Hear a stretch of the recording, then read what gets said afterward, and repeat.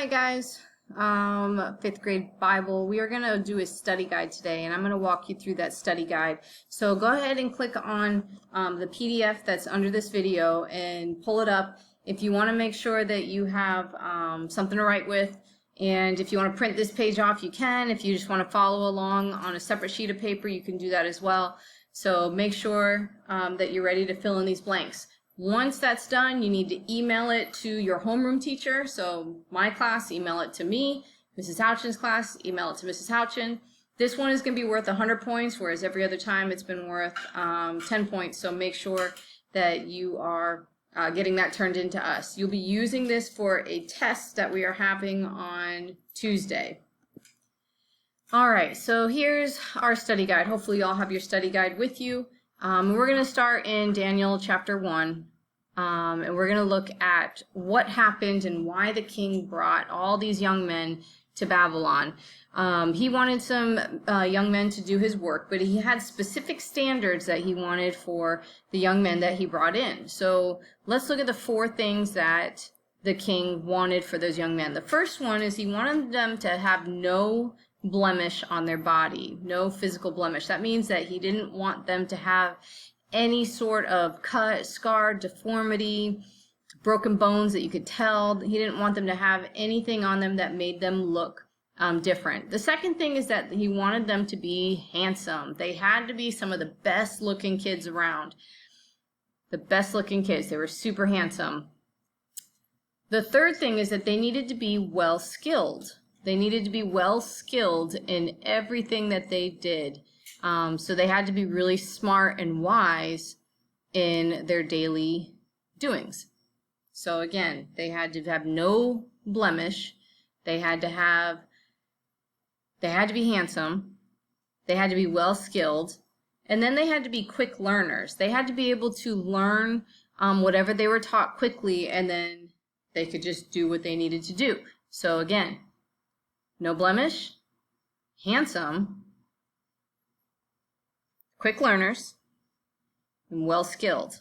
Okay, those were the 4 things that the king required of these young men. And again, they were taken from their homes and brought back to Babylon in order to go through some training. Now, Daniel and his friends, they didn't want to do this to their bodies. They didn't want to defile their bodies. That's right. And how is it that they would defile their bodies? Well, they knew that if they ate the king's food and drank his wine, that they would defile their bodies, which means they would go against what God wanted for their bodies. So Daniel and his friends, they didn't want to defile their bodies with the king's food or his wine. And then Daniel asked to be tested on this because remember, the guards didn't want to go with what Daniel and his friends wanted. They were like, that's foolish, don't do that, you're going to be sick, you're going to be basically kicked out of this program. And Daniel said, you know what, test us on this. So how many days were they tested with this? That's right, 10 days they were tested with this. And after that time, Daniel and his friends looked what? They looked healthier, and they were better nourished than any of the young men who ate the royal food. So again, 10 days, they looked healthier, and they were better nourished than any of the other young men who ate that royal food. And then, after that, because they followed what God wanted for their bodies, Daniel and his friends were found to be a certain time better than any of the magicians or enchanters in that whole kingdom. Do you remember how many times better? That's right, 10 again. So they were 10 times better than any magician or enchanter in the whole kingdom. All right, let's go on to number 5. Let's go on to Daniel chapter 2. King Nebuchadnezzar had one of these at night. What was it? Yeah, he had a dream, and that dream troubled him, and he wanted to know what it meant. And no one could tell him what it meant. So King Nebuchadnezzar, he had all the wise men, like all the enchanters, fortune tellers, all those people, magicians, come to his kingdom, and he wanted them to what? Yeah, he wanted them to tell him his dream. Imagine that. Someone was like, I want you to tell me what my dream meant. And they're like, well, tell me what your dream was. He goes, no, you need to tell me my dream and then tell me what it means. Well, if they couldn't, what was the consequence? Yeah, the king was going to have them killed. In fact, the king said, I'm going to cut you into many pieces. Well, that would be death. But none of them could tell him what the dream was. So Daniel and his friends, they heard that the king was going to put all these people to death, including them. And Daniel and his friends, what was the first thing that they did when they found out that there was a possibility they were going to be put to death? Yeah, they prayed to God for wisdom. Imagine if we did that more often, if we actually prayed for wisdom when we knew that we were going to be in a tough situation. And what was their reward for that? Yeah, God showed Daniel the king's dream that night. Daniel went to bed, and God revealed or showed Daniel what the king's dream was that he had.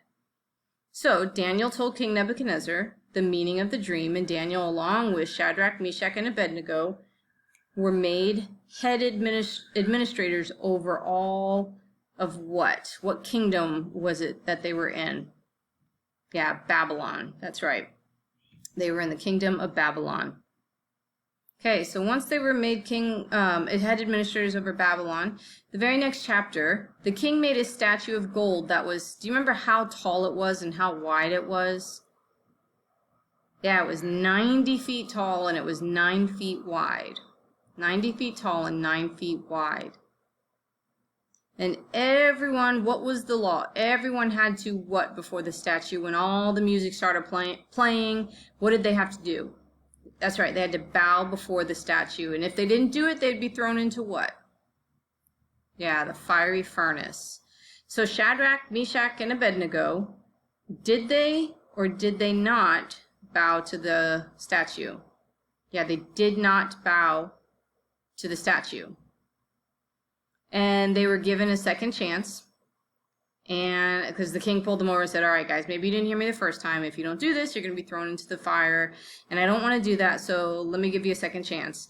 And after that second chance, they still what?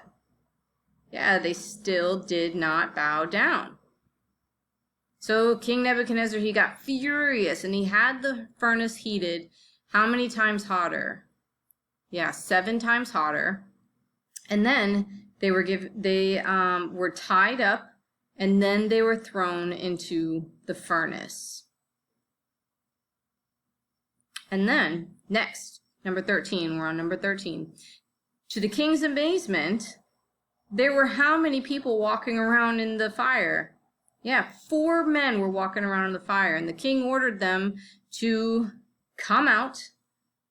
And when they came out, they did not have one burn on their bodies or clothes. They didn't even smell like fire.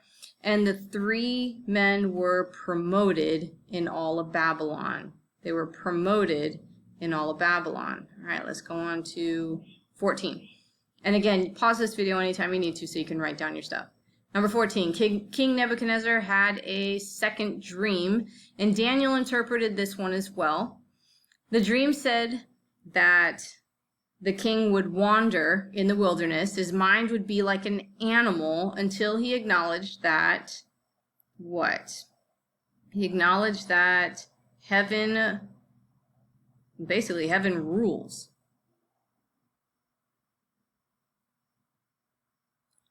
And what happened? Immediately, what Daniel interpreted happened. Immediately, what Daniel interpreted actually happened. It came true. All right, number 15, King Belshazzar. This was Nebuchadnezzar's son.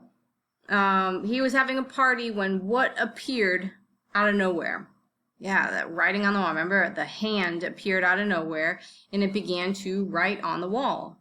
And they were super confused. And remember, the Belshazzar's mom, that was King Nebuchadnezzar's wife, said, "Bring Daniel; he'll interpret it for us."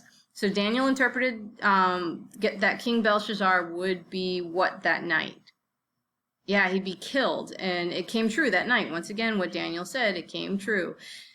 And once that happened, King Darius then became king, and he appointed how many governors over his kingdom? He appointed, that's right, 120 over his kingdom. They did not like who? Daniel. And so they tricked the king into signing a decree, but we'll call it a law. They were signing a law that if anyone was caught praying to anyone other than the king, they would be thrown into the lion's den. So Daniel got caught praying in his house and was thrown into the lion's den. And the king could not sleep that night. He was so disturbed because he really liked Daniel. But the next morning, the king rushed to the den, the lion's den, and he found that Daniel was alive and well. And the king had all those administrators and their wives and their kids thrown into the lion's den. And that is our study guide. Again, if you need to go back through this video, make sure that you are filling it out. Pause the video, go back, look for the answers. I went through all of it, and then save this study guide. Make sure you email a copy of it to me, and then save that study guide for your test that is on Tuesday. All right, love you guys.